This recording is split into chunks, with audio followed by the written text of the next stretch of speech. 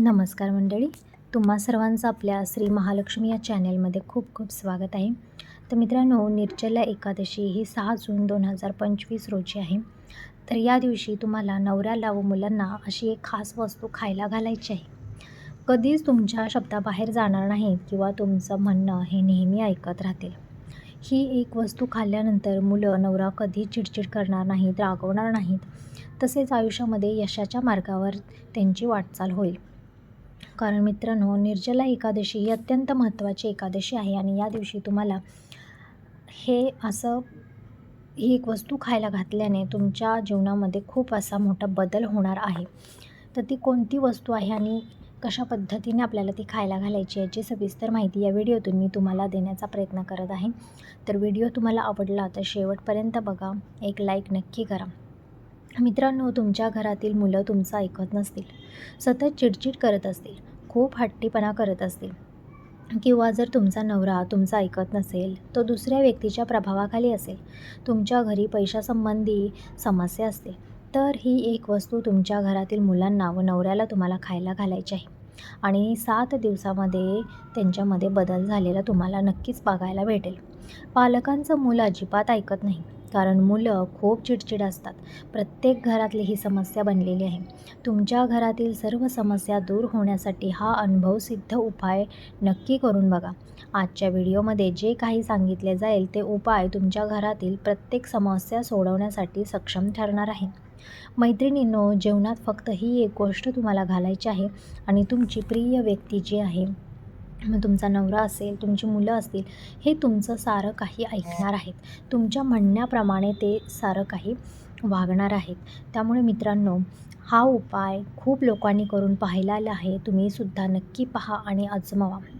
तर मित्रांनो, काय असा उपाय आहे, काय तुम्हाला करायचं आहे ते आता आपण पुढे जाणून घेणार आहोत. तत्पूर्वी आपल्या या व्हिडिओला एक लाईक, चॅनलला सबस्क्राईब नक्की करा आणि असेच नवनवीन व्हिडिओ पाहण्यासाठी आपल्या चॅनेलवर येत राहा. तुमच्या प्रत्येक गोष्टींचं पालन हे तुमची ती आवडती व्यक्ती करणार आहे. अगदी साधा सोपा उपाय असा हा आहे. काही मेहनत तुम्हाला लागणार नाही किंवा काही खर्चसुद्धा करायची गरज नाही. असा अगदी साधा सोपा उपाय केल्याने मुलांचं व नवऱ्यांचं तुमच्याविषयी मनामध्ये खूप आदर निर्माण होणार आहे. कोणतीच गोष्ट तुम्हाला विचारल्याशिवाय ते करणार नाहीत. तर कोणतीही वस्तू ते पाहू द्या, त्यासाठी तुम्हालाच पहिल्यांदा ते विचारणार आणि मगच ती गोष्ट करणार आहेत. त्यामुळे मित्रांनो, हा उपाय तुम्ही नक्की करा. मित्रांनो, तुमची जर श्री स्वामी समर्थ महाराजांवरती नितांत श्रद्धा असेल ना, तर कमेंट बॉक्समध्ये श्री स्वामी समर्थ असं लिहायला विसरू नका. स्वामी कृपेने तुमच्या सगळ्या इच्छा लवकर पूर्ण होतील आणि अतिशय तुमच्या जीवनामध्ये सुख समृद्धी नांदेल, हीच स्वामीचरणी प्रार्थना. हा उपाय तुम्ही मंदिरात जाऊन सुद्धा करू शकता किंवा घरी शिवलिंग असेल तर तुमच्या शिवलिंगावरती सुद्धा करू शकता. घरात जर शिवलिंग असेल तर महादेवाची पूजा करताना आपण जे काही महादेवाला अर्पण करतो ना, मग ते शुद्ध पाणी असो, कच्चं दूध असो, तांदूळ असो, फळं असो, काही असो देत, तर ते पूजा केल्यानंतर तुम्हाला ते काळजीपूर्वक ऐका, मी नीट काय सांगते ते नंतर तुम्हाला शिवलिंगावरती अर्पण केलेलं हे काही वस्तू आहेत, त्या अतिशय महत्त्वाच्या असतात आणि खूप पवित्र असतात. त्यांच्यात एक वेगळीच ऊर्जा निर्माण झालेली असते. त्यामुळे चिमूटभर काळे तीळ तुम्हाला महादेवाच्या शिवलिंगावर अर्पण करायचे आहेत आणि ते अर्पण करताना शंभेश्वर महादेवाचं स्मरण तुम्हाला करायचं आहे. नाव नीट ऐका, शंभेश्वर महादेव. शंभेश्वर महादेवाच्या नावाने शिवलिंगावर चिमूटभर काळे तीळ व्हावेत आणि मग शिवलिंगावर जल अर्पण करावे आणि हे करताना मात्र तीळ खाली पडू द्यायचे नाहीत. याकडे तुम्हाला लक्ष द्यायचं आहे.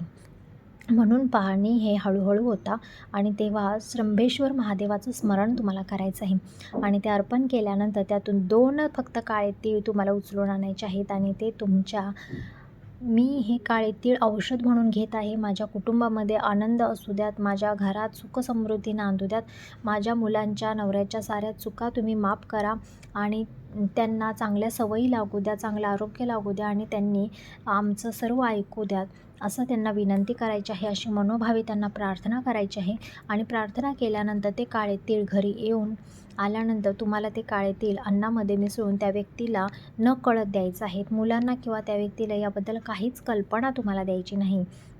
चहामध्ये टाका, दुधामध्ये टाका आणि हे काळे तीळ त्यांना खाण्यासाठी सुद्धा तुम्ही देऊ शकता.